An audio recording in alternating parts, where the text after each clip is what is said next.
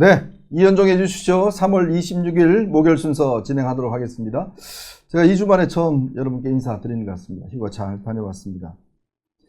이제 지방선거, 6.3 지방선거가 이제 딱 69일 남았습니다. 이제 2달 조금 남았는데요.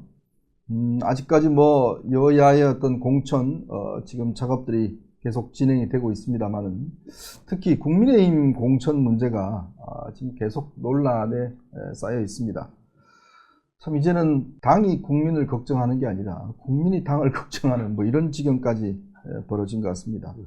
특히 중동 전쟁 때문에 국민들의 삶이 지금 굉장히 어렵고 힘든 상황에서 또 정말 정부를 잘 견제해야 될 야당이 이렇게 내부 문제로 계속 국민들에게 걱정을 끼쳐드리고 있는 것 같습니다. 자, 오늘 그래서요, 국민의힘의 우재준 최고위원을 모시고 여러분과 함께 이런 선거 상황 등에 대해서 이야기를 나눠보도록 하겠습니다.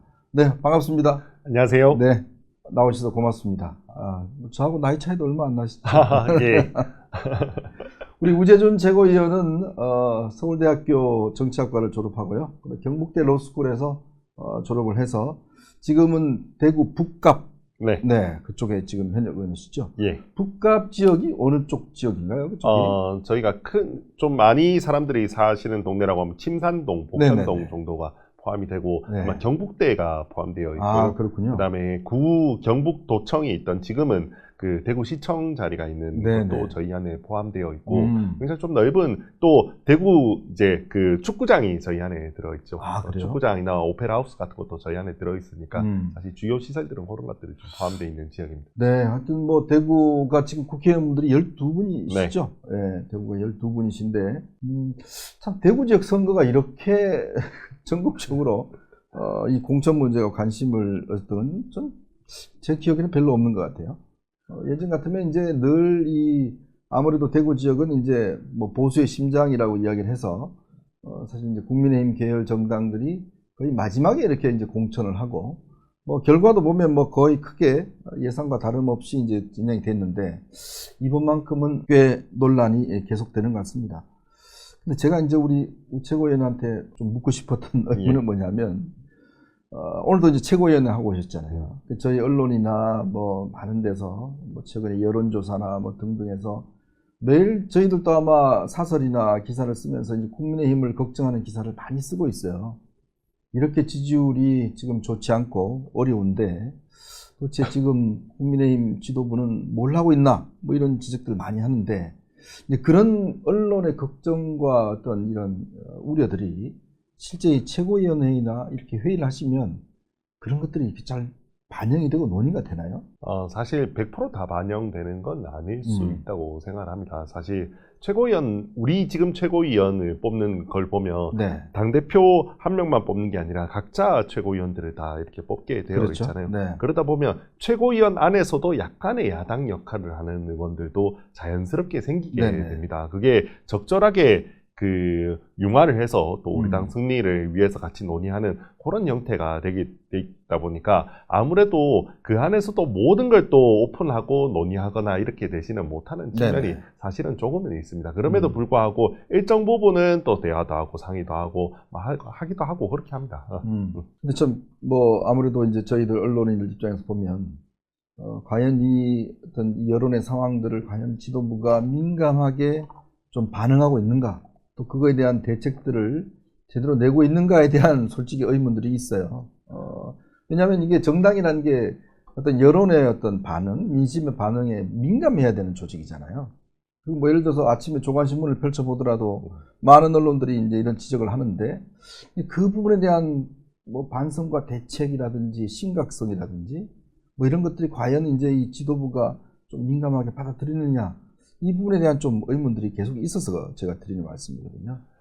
근데 이거는 근본적으로 우리 당이 굉장히 어려운 상황 속에 있는 이유 중에 하나가 지난 탄핵 이후에 우리 당 내에서 다른 생각을 가진 사람들이 너무 많아진 상황이 근본적으로 좀 있습니다. 사실. 그래서 우리 당 내에서 너무 다른 생각을 하는 여러 축의 사람들이 있다 보니까 동시에 그 사람들을 다 만족시키는 게 어려운 점 또한 사실은 어쩔 수 없는 측면이 저는 조금은 있다고 생각해요. 저는 개인적으로 지난번 우리가 전륜 선언을 한 부분, 이런 부분 반드시 필요했고 또 해야 되는 부분이고 장기적으로 보고 우리가 그 길로 국민들을 그 지지자들을 설득하면서 나아가야 되는 길이라고 생각합니다. 네. 그게 국민들 시야에 맞는 길이라고 생각하고 심지어 그 전륜도 선언으로 그칠 뿐만 아니라 좀 더 구체적인 실천적 방안까지도 나아갔어야 한다라고 그렇죠. 네. 생각하는 사람이에요. 근데 그럼에도 불구하고 사실은 당 내에서는 그 전륜 선언조차 사실은 불만이 있는 사람도 있었던 건 사실이거든요. 네네. 그러면 그 사람들 입장에서는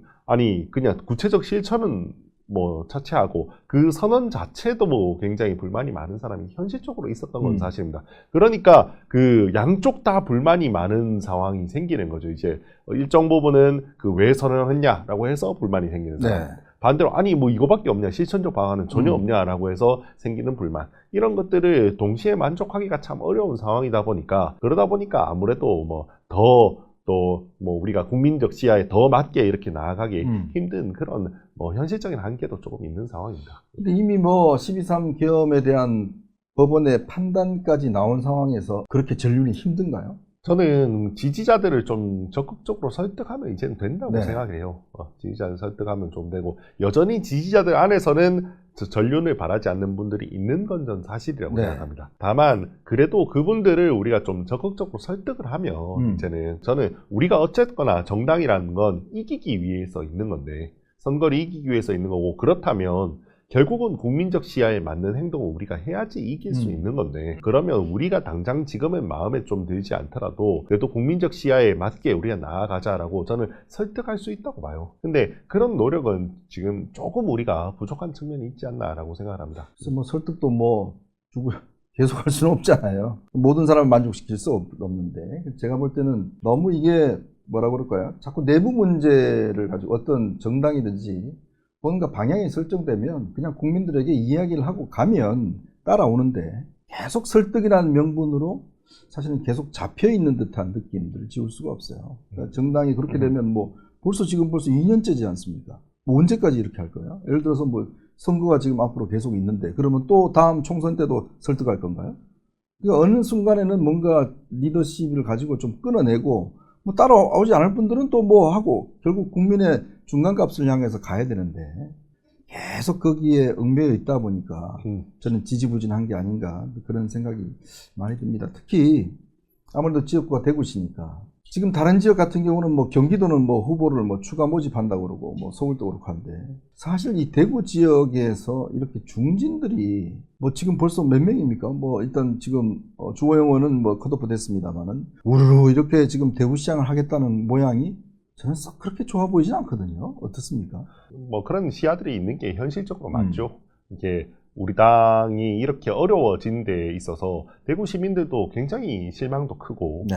비판적인 시야도 되게 강하고 이런 상황인데, 전국이 다 험지가 됐잖아요. 지금 사실 대구 경북을 빼고는 전국이 다 험지가 됐고, 심지어 이제 대구조차도 그렇죠. 이게 네. 양지라고 하기 어려운 상황이 됐습니다. 그러면 여기에 대해서 우리 당이 책임이 있다라고 저는 생각을 하는데, 근데 그럼에도 불구하고 사실은 우리 당의 뭐 중진이라고 할 수 있는 분들이 전부 다 이렇게 우르르 대구시장으로 나오는 모습이 전국 정치에서는 사실 보기 좋지 않은 측면이 있다고 네. 저는 볼 수 있다고 생각합니다. 네. 참 그 모양이 별로 그렇게 좋지가 않더라고요. 그러니까 뭐 특히 이제 12명의 대구 의원들이 지난번 대구 경북 통합 문제 같은 경우도 사실은 충분히 미리미리 대응을 해서 뭔가 답을 도출해 줄 수 있었는데, 사실 대구 경북에서 그동안 국민의힘을 시민들이 얼마나 지지를 해줬습니까? 그렇게 뽑아줬으면 이런 지역의 문제에 대해서 미리미리 대응을 하고 뭔가 결론을 냈으면 좋을 텐데, 그거 하나조차도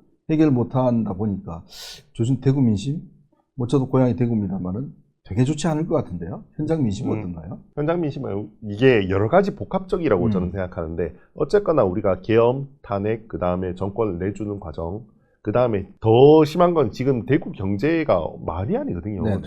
정말 유일하게 정말 우리가 그 고용보험 가입자 수가 떨어지고 있는 도시가 대구입니다. 네. 실질적인 지표로도 사실 그 청년 인구 유출이 1년에 1만 명 정도가 됩니다. 1만 명이요? 1만 명 정도가 유출이 되고요. 심지어 제가 제일 작년에 슬펐던 건, 작년에 이제 캄보디아 사태가 있었죠. 네네. 캄보디아 사태가 사실 뭐 우리나라 청년들이 거기 가서 뭐 불법적인 일을 하게 되고 뭐 이런 일이었잖아요. 거기에 제일 많이 간 도시 중에 하나가 대구였습니다. 아, 그렇습니까? 네. 대구에서 워낙 일자리가 없고 할 게 없으니까 이 친구들이 젊은 청년들이 그런 불법적인 취업의 유혹까지도 쉽게 넘어가는 네. 그런 상황이더라고요. 그런 만큼 사실 대구 경제에 대한 실망은 굉장히 큽니다. 근데 정치에 대한 실망, 그 다음에 그렇게 우리가 많이 밀어줬는데 그 결과물로 온 경제에 대한 실망, 이런 것들이 복합적으로 있으니까 지금 지역 정치권에 대한 불만은 굉장히 높다고 봐야 됩니다. 네, 그렇죠. 굉장히 높고 이런 것들이 다양한 형태로 지금 영향을 좀 미치고 있지 않냐라고 생각을 하고 있습니다. 그게 이제 그 복합적으로 나타나는 거죠. 사실 통합 문제도 사실 그냥 통합이 옳고 그르다라고 하는 점에 있어서는 사실은 뭐 시민들을 물어보면 통합이 정확하게 우리한테 무엇이 그 효과로 오는가 이런 부분들에 대해서는 사실은 뭐 그렇게 와닿지 않는다라고 이야기하는 분도 많으세요. 네. 그럼에도 불구하고 사실 그 이재명 정부에서 통합 후에는 20조 지원을 하겠다라는 그렇죠. 그 메리트를 제공을 했는데 사실은 그 메리트에 대한 사실 갈망들이 많은 분들이 있으셨던 거거든요. 물론 저는 이거는 이재명 정부에서 사실은 일정 부분 지역민들을 속였다고 저는 생각을 합니다. 사실 이재명 정부는 지금 TK에 그냥 그렇게 그 대규모 예산을 내려줄 생각이 저는 없다고 봐요. 여러 가지 정황상 봤을 때 저는 없다고 봅니다. 이 사람들은 그냥 뭐 우리를 흔들기 위한 전략, 작전 정도로 이렇게 활용했다고 생각하는데 그럼에도 불구하고 이 작전이 먹히는 이유는 기존에 있었던 이런 실망들, 우리가 정권을 내주고 하게 되는 데까지 있었던 그 과정 속에서 우리 정치인들은 어떤 역할을 해왔나 라는 부분, 그리고 경제가 이렇게 무너지는 데까지 어떤 역할을 해왔나 이런 부분에 대한 원망이 여기에 같이 겹쳐져서 지금 거의 폭발하고 있는 상황이 아닌가라고 생각합니다. 그렇죠. 뭔가 하나 뭐 변화의 어떤 계기가 이제 필요했던 것 같아요.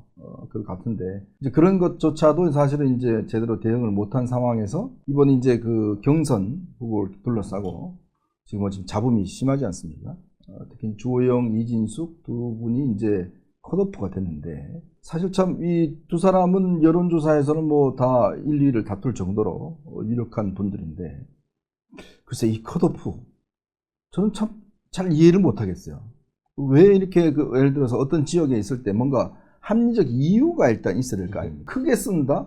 근데 크게 쓰는 거야 뭐 그거야 그 이 컷오프를 시키는 저는 합리적 이유가 아니라고 보는데 우리 우체국가 보시기에는 왜 이 두 분만 딱 찍어서 컷오프를 했을까? 어떻게 평가를 하십니까?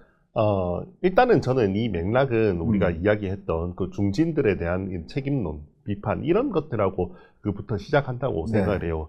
전체적으로 우리 당이 이렇게 어려워졌는데 정말 대구에만 중진들이 전부 다 출마하는 이 상황이 전국적으로 어떻게 보일 건가? 라는 부분에 대한 문제 제기들이 실제로 많이 있었고 그러다 보니까 원래는 그러면 중진 전체를 컷오프 시킨다라는 이야기들이 흘러나왔었죠. 공간위에서 중진을 다 컷오프 시키는데 이진숙 후보를 놔두게 되면 아니 이거 그러면 결국 윤어게인을 밀어주는 건가라는 이야기들이 나오다 보니까 그러면 이진숙 후보까지도 같이 컷오프 시켜야 된다. 그렇게 되다 보니까 없애고 하다 보니까 결국에는 그러면 남는 사람 지역 경제를 좀 약간 일으키는 걸 상징하는 조치로서 최은석 의원은 아예 그냥 좀 밀어주는 건 어떠냐라는 이야기까지도 나왔던 게 기존의 공간위의 이런 고민들이었던 것 같아요. 근데 여기에 대해서 실제로 요게 논의가 한 일주일 정도 진행이 되면서 지역에서는 또 반대의 그 문제 제기도 굉장히 많았습니다. 기존에 대구는 정말 치열하게 경선을 하는 곳이었거든요. 본선이 조금 아무래도 좀 싱겁게 진행되다 보니까 예선을 굉장히 치열하게 하는 곳이었는데 뭐 예선이고 본선 그렇죠. 뭐 그런 근데 예선을 사실상 다 없애버리고 한 명의 후보를 밀어주는 게 말이 되냐라는 부분에 대해서 굉장히 비판이 많이 있었고 그러다 보니까 조금 절충하는 선에서 그러면 중진 전체를 컷오프하진 않되 가장 상징적인 육선의 이제 주호영 부의장님을 이제 컷오프하고 반대로 이제 이진숙 후보, 윤어게인을 지금 지지를 받아서 선거 운동을 하고 있는 두 명을 컷오프하겠다라는 쪽으로 결론이 난 것 같아요. 저는 이 고민 자체는 일정 부분은 할 수도 있지 않았나라는 생각을 합니다. 물론 1, 2위 후보라는 점에 있어서 그 점을 받아들이지 못하는 지지자분들이 많다라는 것도 저는 이해를 합니다. 근데 대구의 공천이라는 건 사실은 전국에 영향을 미치는 측면이 있거든요. 보수 정당에서 우리가 대구라는 도시를 우리가 어떻게 관리할 것인가, 그리고 어떻게 대할 것인가라는 부분에 있어서 영향을 미치는데 여기에 있어서는 우리 당의 반성의 의미를 조금 담아서 그다음에 우리가 저륜의 의미를 조금 담아서 그 상징적인 두 분을 우리가 컷오프 한다라는 건 일정 부분은 시도할 수 있는 점은 있었다고 생각합니다. 다만 이렇게 우리가 메시지를 내기 위해서, 전략적인 메시지를 내기 위해서 이런 뭐 컷오프를 한다면 조금 더 매끄럽게 할 수 있는 방법에 대해서 내부적으로 고민을 했으면 더 좋지 않을까라는 아쉬움들이 조금 있어요. 설득도 좀 하고, 설득도 조금 하고, 뭐 대화도 조금 더 하고, 이렇게 우리가 어떻게 이 메시지를 시민들한테 전달할지, 국민들한테 전달할지에 대한 부분도 조금 더 우리가 이야기를 많이 하고 고민을 좀 했으면 더 낫지 않았을까. 근데 이제 여기서 가지는 의문은 뭐냐면, 아까 말씀하셨듯이 뭐 예를 들어서 뭐 컷오프 할 수 있죠. 문제는 이제 이진숙 위원장을 컷오프를 하면서 바로 나온 이야기가 뭐냐면, 바로 이정현 위원장이 이분은 오늘 연말 정기국회 때 스타가 될 사람이다. 그런 이야기를 공관위원장이 공공연하게 이야기를 한다든지, 그리고 나경원 의원이 바로 그러면 국회의원 보궐선거에 공천을 해야 된다든지, 그러다 보니 이게 지금 짜고 치는 거 아니냐. 왜 본인 이진숙 씨 같은 경우는 고성국 씨하고 같이 손잡고 다니면서 선거운동을 하고, 또 고성국 씨가 계속 그렇게 이야기를 하고 국회의원 해야 된다. 그러니까 결국은 이 컷오프라는 게 두 사람에게 공정하게 어떤 걸 적용하기보다는 한 사람을 공천 배제하고, 특히 이제 조호영 의원 같은 경우는 예전에 이제 친이였잖아요. 그리고 한동훈 전 대표에 대해서도 나머지 후보들 비해서 좀 우호적이었던 분이고, 근데 반면에 이 사람을 자르는 대신, 그 다음에 이제 지금 이진숙 위원장은 국회의원으로서 보내는 그런 어떤 우회로, 그러니까 그런 어떤 좀 계략적인 측면이 불거지니까 이게 지금 문제가 되는 거 아니겠습니까? 그런 측면이 있죠. 저는 그 이번 시장 컷오프 자체는 시민들을 설득할 여지는 있다고 생각해요. 네. 여지. 일정 부분 우리 당의 실망에 대한 책임을 가장 중진을 상징하는 분에게 조금 이게 하고, 두 번째는 윤어게인에 대한 저륜에 대한 의지를 이진숙을 컷오프함으로써 저는 일정 부분 보여줄 수 있다고 생각을 합니다. 다만 말씀해 주신 대로 이진숙을 컷오프하는 게 이게 국회의원으로 보내기 위함이 돼버리면, 그렇죠, 사실은 이 부분의 의미는 굉장히 퇴색돼 버리고, 그러면 반대로 앞에 있는 주호영 부의장님에 대한 컷오프도 명분이 다 사라져 버리는 겁니다. 그게서 꼬이는 거 아닙니까? 다 꼬이는 겁니다. 네. 이거를 위해서라도 저는 이진숙 후보를 국회의원으로도 저는 컷오프 시켜야 한다고 해요. 혹시나 보궐선거가 나오더라도 이진숙 후보는 대구에서는 컷오프 시키는 게 저는 맞다고 생각을 합니다. 그리고 하나 더 저는 꼭 강조하고 싶은 것 중에 하나가, 지금 대구 시민들이 우리 당에 대한 실망이 굉장히 큰 상황이에요. 그렇죠. 지금까지 이렇게 우리가 많이 밀어주고 도와준 거에 대해서 어떻게 우리가 돌아왔는지에 대해서 실망이 굉장히 큰 상황인데, 그러면 이번 공천, 이번 국민의힘의 대구에 대한 공천은 철저히 대구 시민들에게 우리가 무엇을 줄 수 있을지를 기준으로 해야 됩니다. 네. 우리가 대구 시민들이 이렇게까지 지금 오랫동안 우리를 지지해 준 거에 대해서 우리는 어떤 보답을 해줄 수 있는가라는 관점에서 접근해야 됩니다. 근데 이진숙 후보를 보자고요. 이진숙 후보는 늘 하는 말이 국회에서 잘 싸운다는 거예요. 그렇죠. 네. 국회에서 잘 싸운다. 뭐 또 이재명 정부에 와서 잘 싸운다. 잘 싸운다. 라는 거예요. 이분이 저는 대구에 뭘 해주겠다고 하는지 들어본 적이 없어요. 맞아요. 이분이 무슨 대구 시민 정신혁명을 이야기하시더라고요. 정신혁명. 전 대구 시민들을 위해서 무엇을 할지를 이야기를 하는 사람이어야 한다고 생각해요. 저는 그래서 과연 이진숙 후보가 도대체 대구 시민들한테 뭐가 도움이 되는지도 모르겠고, 그런 상황 속에서 이렇게 대구 시민들이 지금 우리 당의 실망이 큰 상황에서 마치 그냥 우리 당이 이재명 정부와 맞서 싸우기 위한 도구로서 그냥 우리 당을 많이 지지해주던 대구에 그냥 이렇게 전략 공천을 하겠다? 저는 이건 적절하지 않다고 생각해요. 그렇죠. 이건 대구 시민들의 실망을 더 크게 만드는 저는 행위라고 생각합니다. 그렇기 때문에 이런 맥락에서 봤을 때도 저는 이번 대구시장 컷오프는 사실은 굉장히 뼈아픈 측면이 있습니다. 네. 특히 조호영 부의장님 같은 경우는 지역사회에서 매우 존경받았던 분이고, 이분에게 사실은 컷오프라는 이런 걸 했을 때 사실 많은 사람들이 실망하는 분들도 있을 거예요. 네네. 그럼에도 불구하고 만약 그분들을 달래기 위해서는 저는 이진숙에 대한 컷오프는 반드시 있어야 되고, 그건 시장뿐만 아니라 저는 국회의원에 대한 컷오프도 반드시 있어야 한다고 생각합니다. 그러니까 바로 그 지점입니다. 지금 이제 이게 아까 말씀하셨듯이 어떤 공천의 컷오프 자체가 조금 정략적으로 보이다 보니까 결국 이렇게 지금 파장이 커지고 있는데, 문제는 이제 조호영 의원이 어제 기자회견을 하셔서 본인이 오늘 아마 가처분 신청을 한다고 그랬죠. 가처분 신청을 해서 인용이 안 되면 무소속 출마를 뭐 검토를 하겠다. 특히 거의 뭐 아마 지금 마음이 굳어가는 문제 같은데 우리 우체국 보시기에는 주호영 의원이 만약에 인용이 안 되면 이제 변호사 이슈도 하니까 이게 지금 제가 볼 때도 인용되기가 좀 어려운 측면이 아닌가 싶긴 해요. 이 공천의 컷오프 문제를 가지고. 근데 정말 무소속 출마할까요? 그건 모르겠어요. 네.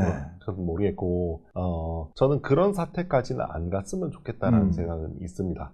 그래도 정말 저는 그래도 우리 당에 실망하신 분들도 많고 막 그러시겠지만 네. 그래도 우리 당이 잘 됐으면 좋겠다라는 생각이 있고요. 대구시장을 진짜 우리 당이 민주당에 내주는 그런 사태가 벌어지지 않았으면 좋겠다라는 네. 간절한 바람이 있습니다. 그렇기 때문에 더 이상 이 사태가 파국으로 가지 않았으면 좋겠다라는 개인적 생각이 있어요. 주호영 부의장님 같은 경우는 굉장히 사실 지역에 크게 기여해 오신 네네. 분이고 우리 당의 큰 어른이시기도 하십니다. 그리고 앞으로도 저는 우리 당에서 해주실 역할이 저는 많을 거라고 봐요. 네. 오히려 저는 지방선거 이후에 더 큰 역할을 해주셔야 하지 않을까라는 생각도 듭니다. 우리 당이 지금 더 올바른 방향으로 가기 위해서, 더 바로 서기 위해서, 여러 가지 혼란을 극복하기 위해서 저는 더 큰 역할을 해주실 수 있다고도 생각을 하기 때문에 정말 막 무소속으로 나가시거나 이런 일은 없었으면 좋겠다라는 간절한 바람이 좀 있습니다. 다만 그러기 위해서라도 제가 아까 전에 말씀드렸던 후속 조치들, 이 희생이 정말 그 의미가 퇴색되지 않게 하는 그런 후속 조치들이 반드시 필요하다고 생각을 합니다. 결국 이제 정치라는 게 명분이 일단 주어져야 되잖아요. 어떻게 이제 설득하고 또 명분 만들어서 본인 입장에서 보면 좀 흠집나지 않게끔 또 후퇴할 수 있는 명분도 줘야 되고 하는데 그러니까 장동욱 대표가 며칠 전에 와서 대구 지역 의원들하고 하면서 뭐 시민 공천 하겠다라고 했고 서울로 올라가서 뭐 했는데 뭐 결과는 보면 결국은 이정현 위원장이 그냥 2명 컷오프씩 끝났단 말이에요. 그러니까 그러다 보니 그러니까 주호영 의원 같은 경우는 본인은 시민공천 붙여주는구나, 공천하는구나, 이렇게 경선하는구나 라고 알고 있었는데 갑자기 컷오프를 하니까 저는 그 점에서 그 다음에 이제 장동욱 대표가 다시 뭐 돌릴 그런 필요가 없다라고 이야기를 해버리니까 그러니까 이게 저는 정치적으로 굉장히 미숙한 게 아닌가라는 느낌을 지울 수가 없어요. 왜 그런 식으로 그러니까 상대방 입장에서 보면 굉장히 모욕감을 느끼는 거 아니겠어요? 저는 이런 만약에 그 공관위가 이번에 주려고 했던 메시지 자체는 저는 한 번쯤은 논의해 볼 수 있는 메시지였다고 생각을 합니다. 처음에 말했듯이 너무 중진들이 그냥 전부 다 대구로 출마하는 이 모습이 전국적으로 좋게 보이지 않을 수 있다는 이 고민에 대한 건 한 번쯤은 논의해 볼 수 있는 점이었다고 생각합니다. 그럼에도 불구하고 지역에서 굉장히 지금 뭐 지지율이 1, 2위가 나올 정도로 되게 그 지지세가 많은 그런 후보셨잖아요. 주호영 부의장님. 그런 분을 컷오프하기 위해서는 조금 더 정교하게 조금 더 작업을 했으면 좀 더 좋지 않을까. 물밑 이야기도 더 하고 이 희생의 의미를 조금 더 다 살리기 위해서 정말 그 명예도 좀 보호하면서도 정말 지역사회에서는 우리가 더 큰 희생의 의미를 더 크게 전달할 수 있게 이런 작업을 조금 더 물밑에서 더 했으면 좋지 않을까. 그런 점들이 좀 부족했던 것 같다라는 점에 있어서는 좀 많이 아쉬움이 있는 건 사실입니다.